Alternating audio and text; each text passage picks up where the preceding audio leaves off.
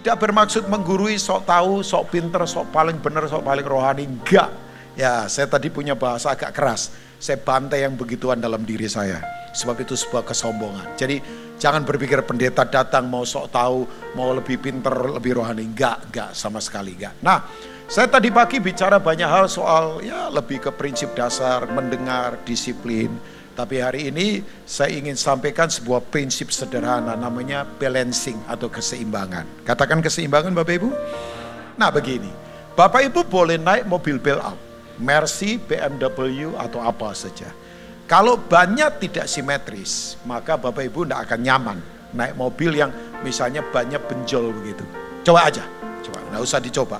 Ya boleh keluaran mana lah, Tesla lah, BYD lah, atau apa terserah yang baru-baru. Bapak Ibu naik mobil itu, banyak ada yang benjol ya, betul ya. Banyak ada yang menggelembung sedikit saja, itu nggak simetris. Pasti saudara nggak akan nyaman di mobil, walaupun mobilnya bagus. Nah, hidup itu kalau nggak seimbang, itu nggak akan nyaman Bapak Ibu. Saya menghidupi, saya belajar ya. Kalau katakan belajar itu berarti masih proses. Ada 4 prinsip yang saya coba hidupi. Saya pokoknya hidup fokus ke prinsip. Saya tidak mau asumsi. Prinsip itu misalnya begini. Ya, mengutamakan orang lain lebih dari diri sendiri itu prinsip. Ya, lebih suka memberi daripada menerima. Itu prinsip. Ini gak ada urusan cuma duit loh. Waktu, kehidupan. Ya, itu prinsip. Itu prinsip kekristenan. Maafkan. Ada air minum saya, Pak? Oh ya, thank you ya. Ada bakpao? Oh jangan. Ya itu nanti saya makan lagi ya. Saya minum ya. Thank you loh Pak Sugiarto. Tiba-tiba tersedak. Oke. Nah Bapak Ibu begini. Jadi lupa saya ngomong apa tadi. Oke. Ada 4 prinsip yang saya hidupi. Komunikasi itu dasar kehidupan. Communication is the basic of life. Saudara tidak punya komunikasi, saudara tidak punya dasar hidup. Coba aja suami istri nggak lagi punya komunikasi, pasti berbahaya. Miskomunikasi, asumsi. Ya, orang sekarang saling menyerang di YouTube, kenapa? Tidak pernah ketemu dialog. Dialog kita sudah diganti elotikon. Pakai tanda-tanda, ya gimana? Dialog, ngobrol, pasti tahu. Oh, dialog itu tujuannya begini. Saya mau tahu hatinya Pak Eri, supaya saya bisa memenuhi apa yang menjadi kerinduan hati Pak Eri. Nah itu. Dialog tidak didasarkan dari pinternya kita ngomong, tapi mahirnya kita mendengar. Coba aja, orang kalau dialog Pak, gak ada masalah gak diselesaikan. Kenapa ribut saling menyerang, apalagi di YouTube? Ya karena asumsi. Gara-gara lihat penampilan orang langsung ngomong sombong ini. Ya kalau saya lihat saudara, saya asumsi, oh iya, oh duduknya begini, pasti gak suka sama saya. Padahal kan kedinginan Bapak. Gak apa-apa, Bapak begini terus gak apa-apa. Loh gak apa-apa Pak, suami Bu. Oh iya, makanya mesra.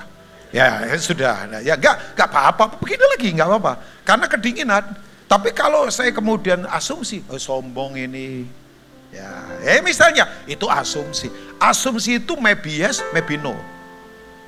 Ya kan, bisa ya, bisa tidak. Ya wajahnya sih nggak sombong, pasti masuk surga lah Bapak berdoa ini ya. Nah wajahnya bukan wajah sombong, saya bisa lihat wajah orang kok. Ya, tapi betul. Nah dialog itu penting. Communication is basic of life. Tapi begini, perubahan itu proses kehidupan. Gak ada orang ujuk-ujuk berubah. Saya pemurid Bapak Ibu. Pekerjaan saya tiap hari memuridkan orang. Oh iya, memuridkan orang itu paling gak gampang. Paling gampang memuridkan gedebok pisang. Ya kan, dibentuk gampang. Orang unik, antik, cenderung kemudian marah, sombong. Tapi ya kita pemurid. Saya makanya lebih suka memuridkan. Sorry ya, puluhan tahun ini gereja lebih suka cari anggota daripada murid. Makanya kalau ada apa-apa, sorry, gak kuat. Lari, sama virus saja kita lari kok. Gereja tutup semua.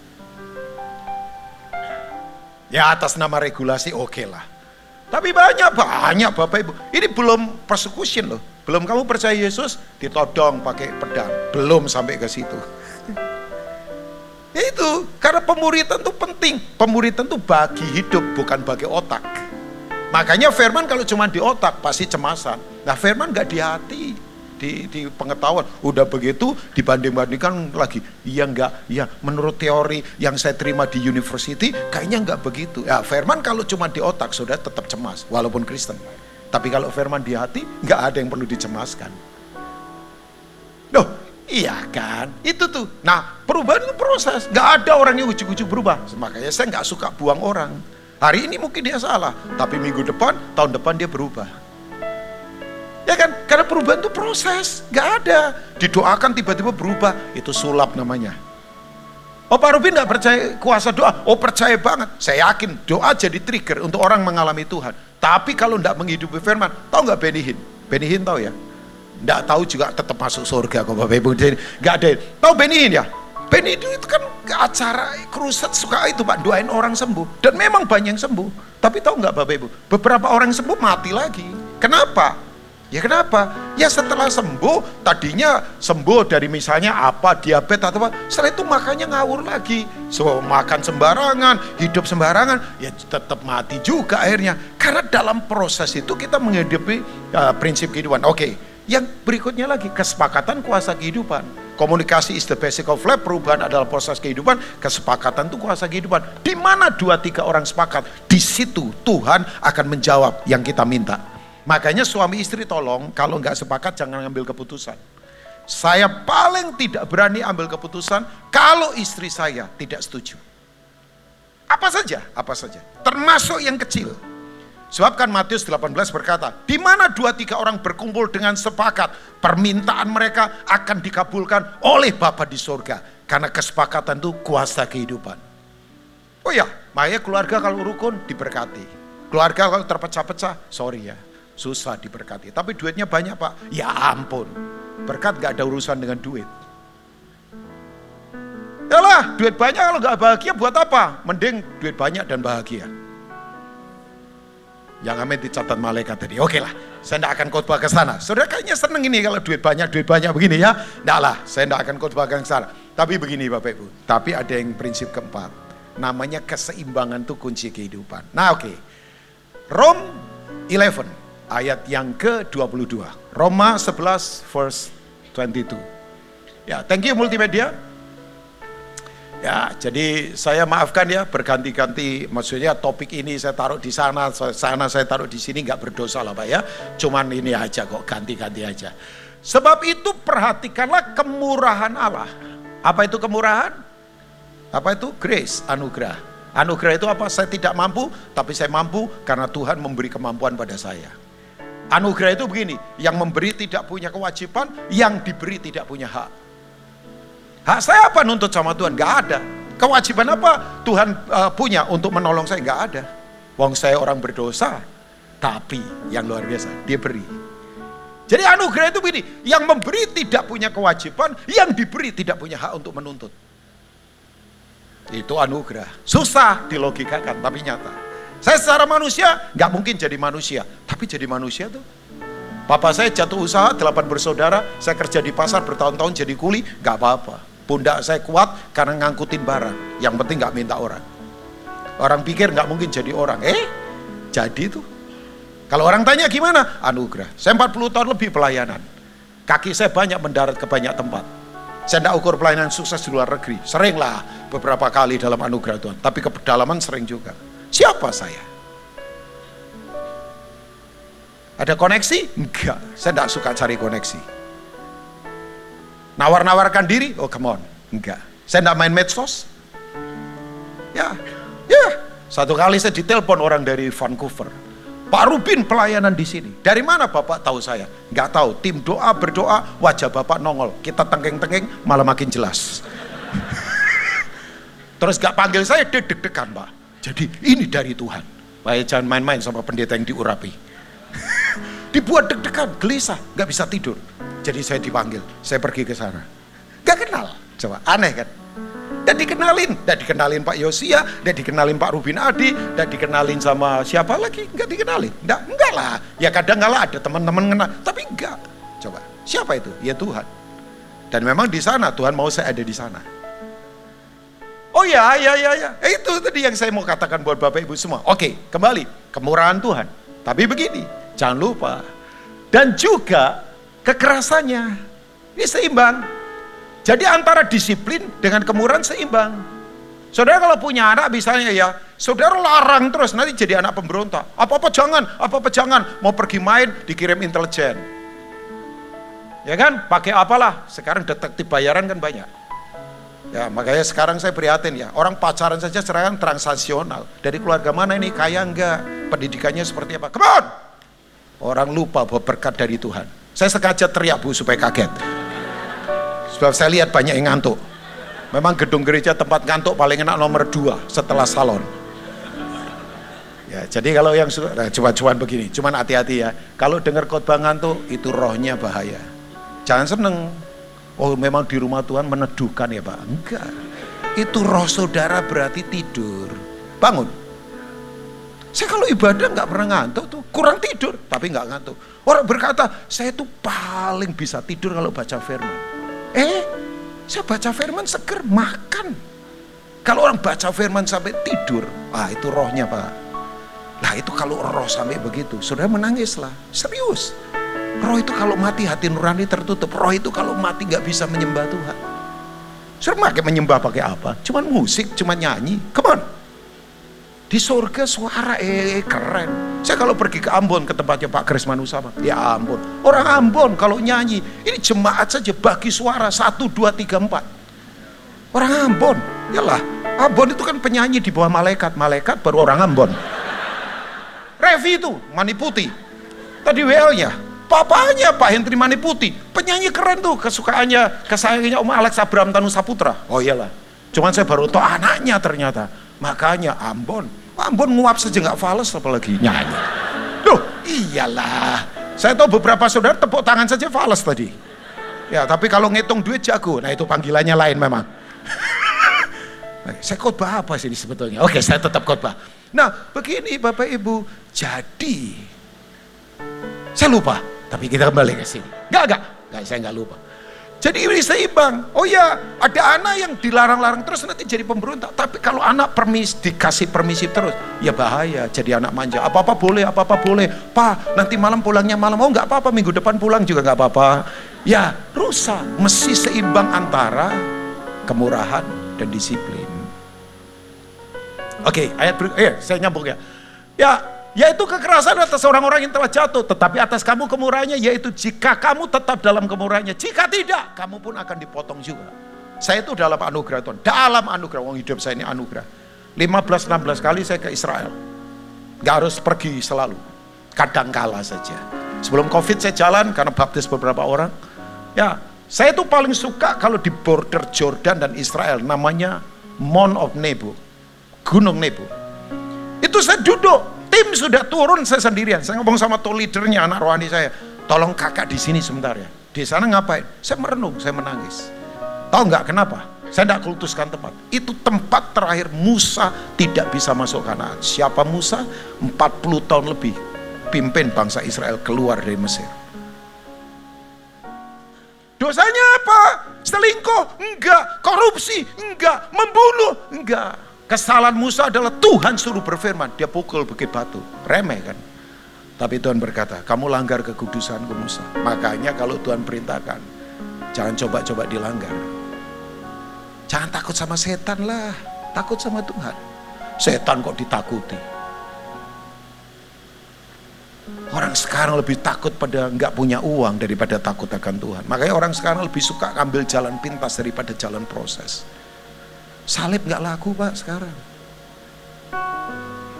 Kristen makanya rapuh, kita ditekan sedikit kelimpungan. Saya nangis di situ. Musa kurang apa Pak? Kita kalah jauh Pak. Nangis saya Pak. Kita ya ampun. Musa aja dipotong, apalagi Rubin yang cangkokan. Ini yang asli loh. Udah cangkokan sombong lagi. Loh, kita ini bukan tanaman asli kalau secara keturunan Abraham. Kita ini cangkokan. Kita goyim, bahasa kerennya, kafir. Gentiles, bangsa lain. Dipotong. Oh. Coba. Ya Musa nanti masuk ke tanah Kanaan kapan? Konfigurasi. Waktu Yesus ketemu Elia dan Musa. Kan itu di Israel. Oke, sekarang. Kenapa penting keseimbangan ini Bapak Ibu? Nah, ini ayat menurut saya powerful, aneh tapi luar biasa. Amsal 30 ayat 7-9. Thank you. Ini multimedia langsung cepat. Dia tahu bahwa memang waktu ini sangat cepat. Ya memang akhir zaman sudah dekat, jadi khotbah mesti cepet-cepet juga kayaknya ya. Nggak. Ya, tapi asik kok. Ya 35 menit boleh lah. 5 kali saya di sini. Ini rekor ini. Tahun ini khotbah terbanyak di sini. Ya. Oh iya, rekor Pak. Ya, untung sebentar saya makan Pak. So, tadi saya belum makan. Ya, saya pikir tadi saya makan. Oh, belum waktunya. Enggak. Sebab kalau saya lapar, saya punya kelemahan, saya bodoh. Saya mulai bodoh ini sebetulnya ya. Ya, saudara dengar enak-enak, saya mulai bodoh ini. Oke, ampuni mereka Tuhan. Oke. Nah ini, 2 hal aku mohon kepadamu, jangan itu kau tolak sebelum aku mati. Siapa? Orang paling kaya, orang paling pintar, orang paling hebat. Namanya Salomo. Apa permintaannya? Coba lihat ayat 8. Jauhkanlah daripadaku kecurangan dan kebohongan. Maaf, saya kalau lihat ke sini karena di situ kecil. Usia. Jadi nggak terlalu bisa kelihatan. Ya, mestinya di sini dikasih apa begitu. Atau pakai begini boleh juga Pak Sugiyardi, janganlah ya. Nah, jauhkan daripadaku kecurangan dan kebohongan. Jangan berikan kepadaku kemiskinan atau kekayaan, biarkan aku menikmati makanan yang menjadi bagianku. Ayat yang ke-9, satu ayat dulu. Supaya kalau aku kenyang, aku tidak menyangkalmu dan berkata siapa Tuhan itu. Kalau aku miskin, aku mencuri dan mencemarkan nama Allahku. Nah Bapak Ibu, ini tidak ada urusan Bapak Ibu punya deposito tabungan banyak. Enggak ada urusan. Silakan, tapi ini soal mental. Orang yang mentalnya miskin itu begini, duitnya banyak, tapi mentalnya miskin. Pernah lihat gak ada orang tidur di hotel bintang 5, tapi handuk hilang? Ada juga. Iya, duduk di bisnis kelas Singapore Airlines, tapi sendok garpu diembat juga. Saya berharap di sini nggak ada. Nah itu namanya itu. Nah orang yang mentalnya miskin itu begini, bukan haknya diambil. Makanya kalau bukan hak kita jangan diambil. Makanya orang korupsi itu mental miskin, karena dia mengambil hak yang sebetulnya bukan haknya dia. Orang kalau mentalnya kaya itu begini, sekalipun kekayaan nggak banyak, tapi memberinya banyak. Contohnya mana Pak Pendeta? Janda yang memberi 2 peser, bukan 2 miliar loh, 2 peser. Dia memberi dari kekurangannya. Artinya begini, kemiskinan tidak mengganggu dia memberi. Maafkan saya, banyak orang kekayaannya mengganggu dia untuk memberi. Maksudnya Pak, iyalah coba, diajak pelayan aja, gak sibuk ada tender, gak sibuk ada kerjaan, gak sibuk project ada, gak sibuk. Begitu kemudian tiba-tiba kena kanker, kena masalah, baru kemudian mau memberi diri dalam kondisi sudah kritis. Ya oke sih.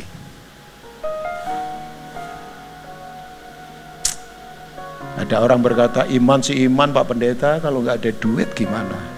Saya mau lihat orang seperti itu, nanti pada satu titik duitnya bisa tolong dia enggak. Aneh kan? Sekarang cancer tiba-tiba bisa merajalela.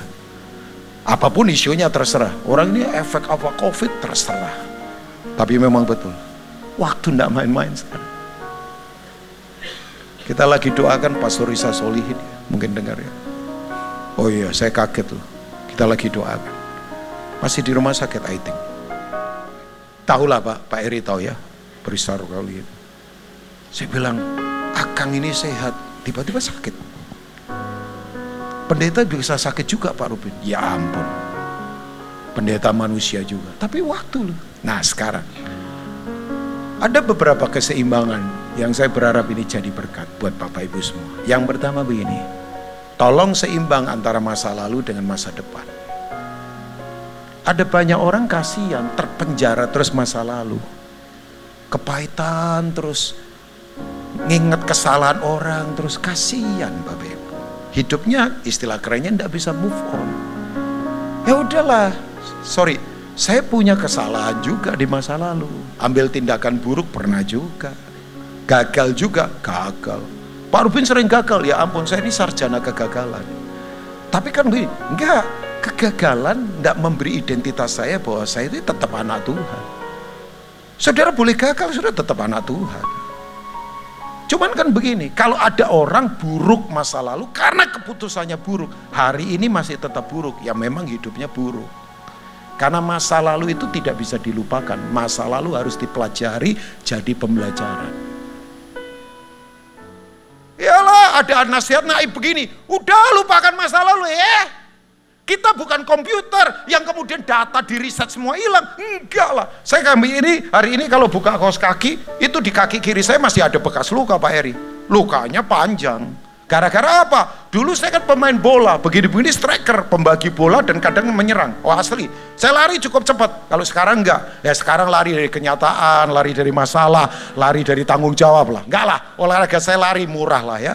Nah Bapak Ibu, zaman dulu kan pertandingan kadang orang pakai dukun, pakai segala. Sekarang masih juga, ada pasti begitu juga. Iyalah, jadi kita tanding, saya ngambil bola, saya naik, turun, ada itu pecahan kaca segini, nggak tahu orang taruh di mana itu. Masuk Pak, jelek, wih enak rasanya. Terima kasih untuk ketawanya.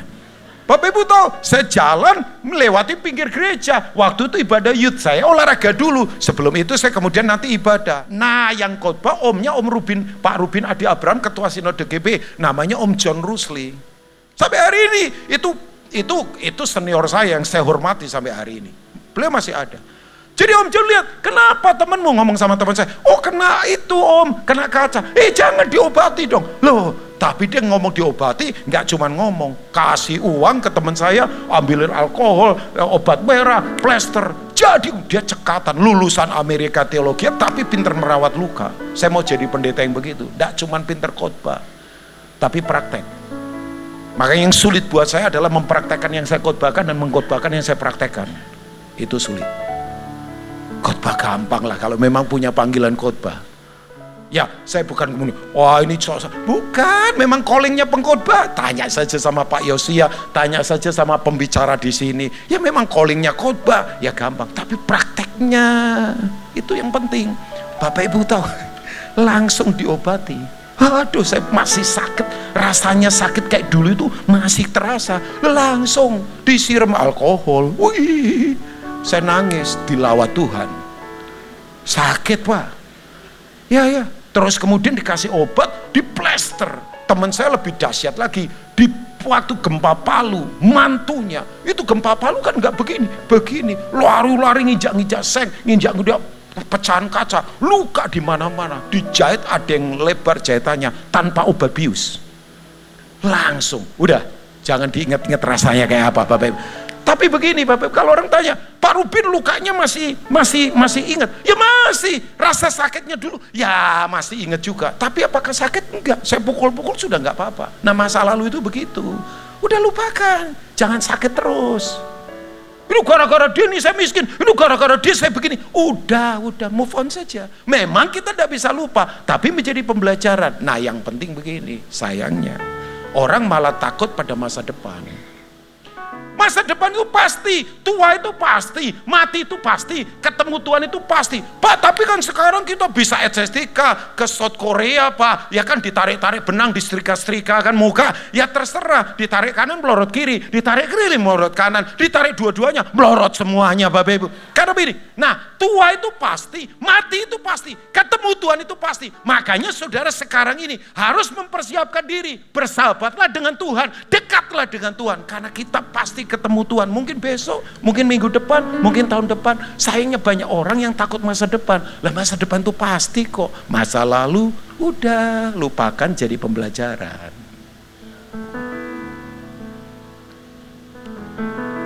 Ingat terus masa lalu, masa depan tidak dipersiapkan. Loh, saya tanya, pasti ketemu Tuhan nggak? Ya bersahabat sama Tuhan. Pak, saya nggak mau ketemu Tuhan lah. Ketemu siapa? Gendruwo. Ya bersahabatlah dengan dia mulai sekarang. ya. Jadi begini, udah. Paulus berkata, masa laluku jahat, aku penganiaya jemaat. Tapi dia berkata begini, aku sekarang bekerja lebih keras dari siapapun. Sorry ya, ini teman saya bilang begini, kok saya itu kalau di kedukaan ada orang yang nangis, paling nangis, itu berarti indikasinya ada dua kali ya.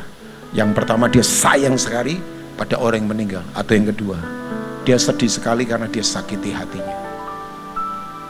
Nah saya bilang ya, mumpung masih punya orang tua, baiklah. Mumpung masih punya anak, sama-sama, baiklah. Jangan nangisnya nyesel nanti, aduh. Nah orang ngomong begini, Pak Rubin saya dulu jahat loh sama orang, orangnya udah meninggal, sekarang saya harus bagaimana?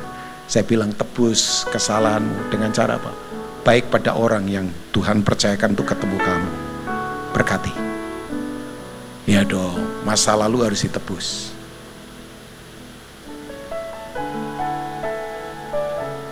Ya. Ya maaf ya, saya dari kecil pelayanan.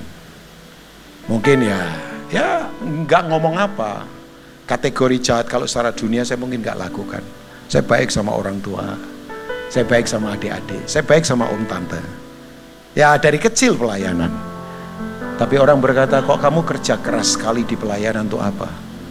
Ya ada waktu-waktu saya yang hilang, saya tebus. Ada di sini yang tinggalkan keluarga, tebus. Istriku udah mati Pak, tebus. Baik bagi keluarga yang lain atau di pelayanan. Nah itu, siapkan masa depan. Karena masa depan itu pasti. Saudara sekali lagi ya, tua itu pasti, ketemu Tuhan itu pasti, mati itu pasti. Makanya dipersiapkan. Yang lalu ya sudah. Ya ingat, tapi udah jadi pembelajaran. Kalau dulu boros, jangan lagi. Kalau dulu sombong, jangan lagi. Kalau dulu suka ngeremehin orang, jangan lagi.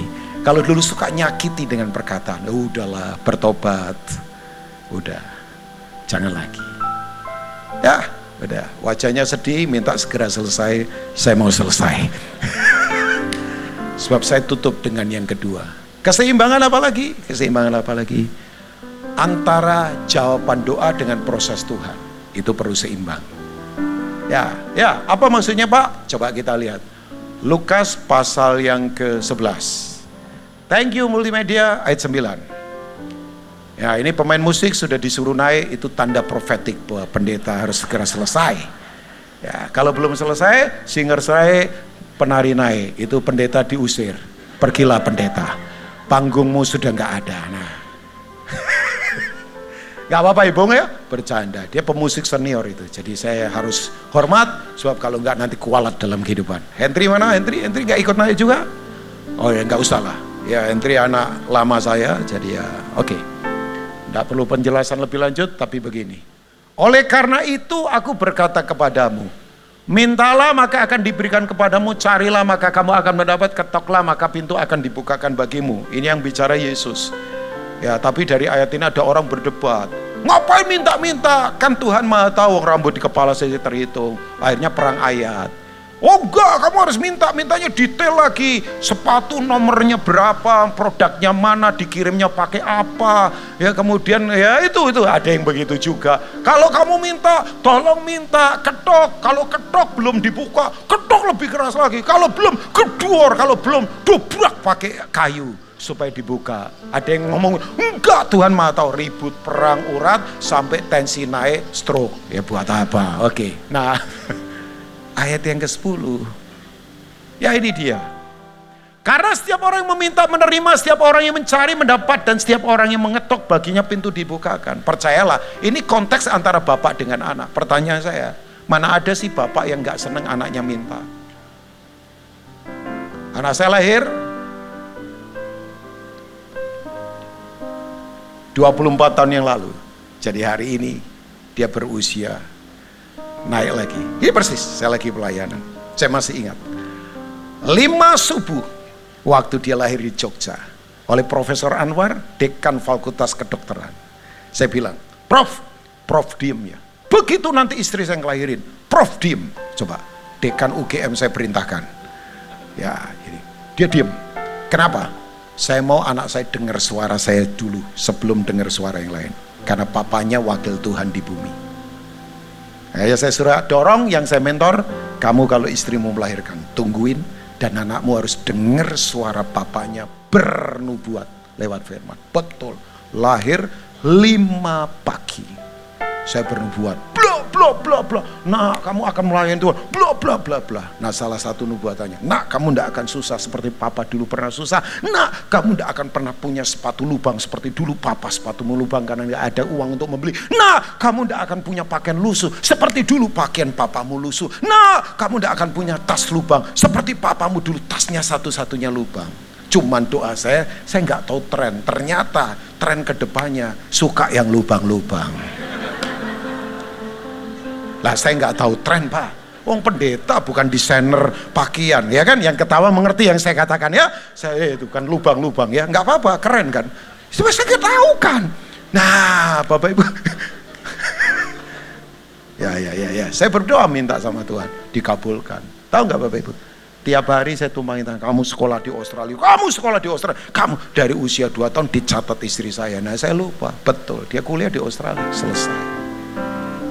Di masa COVID saya nggak kemana-mana. Tapi begini, ada yang mungkin doa belum dijawab. Nah keseimbangan antara doa dijawab dengan proses Tuhan, saudara mesti tahu ini, jangan marah.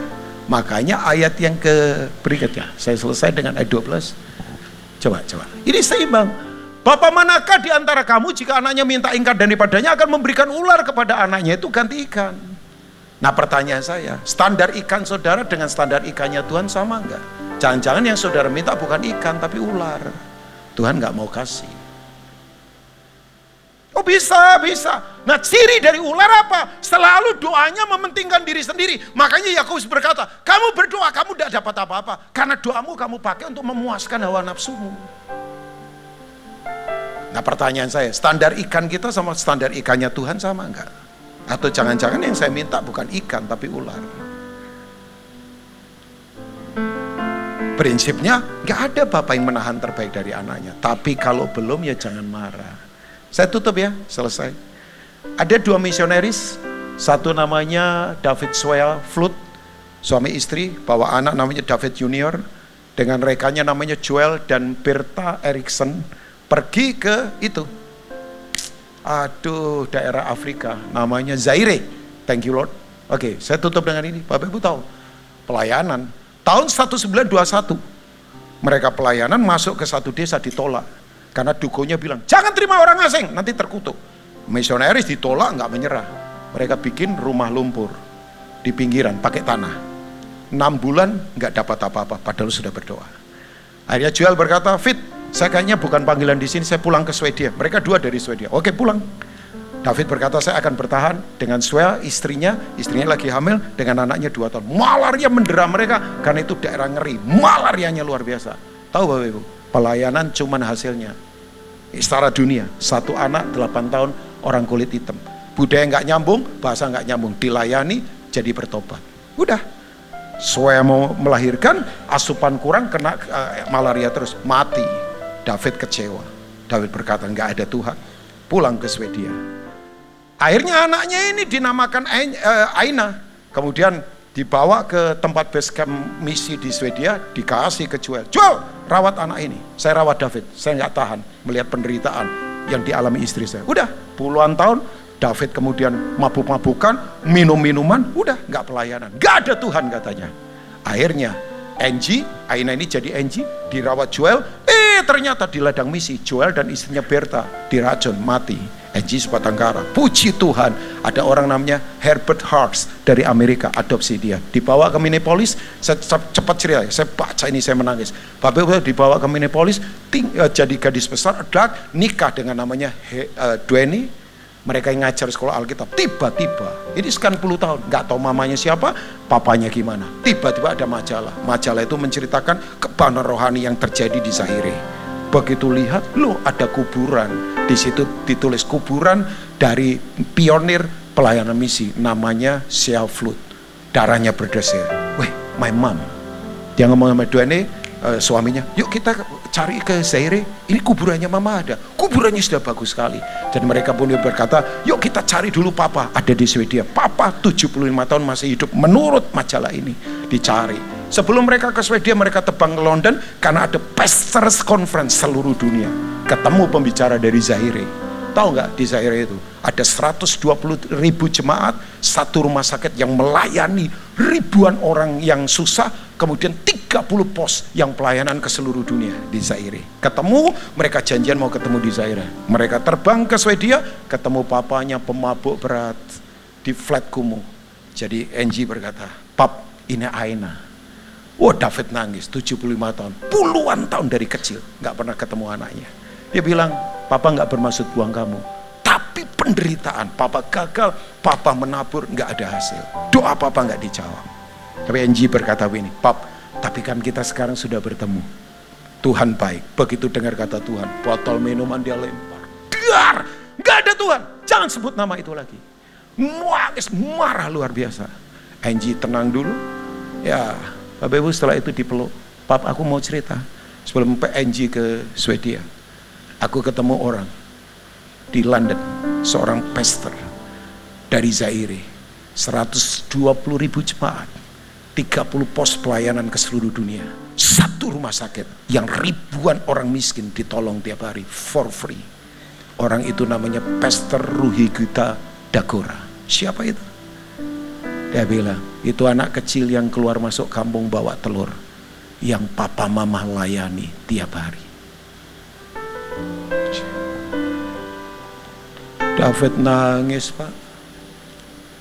Nangis bertobat. 3 bulan kemudian David meninggal.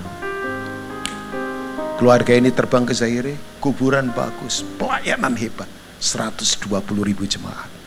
Di kuburannya ada ayat di John 12, mungkin verse 24 kalau nggak salah. Kata Yesus, jika biji gandum tidak jatuh ke dalam tanah dan mati, ia tetap satu biji.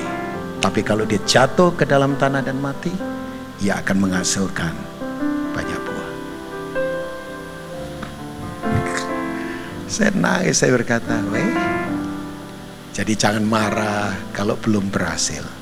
Tetaplah menabur, tetaplah berdoa. God bless you all. Tuhan memberkati.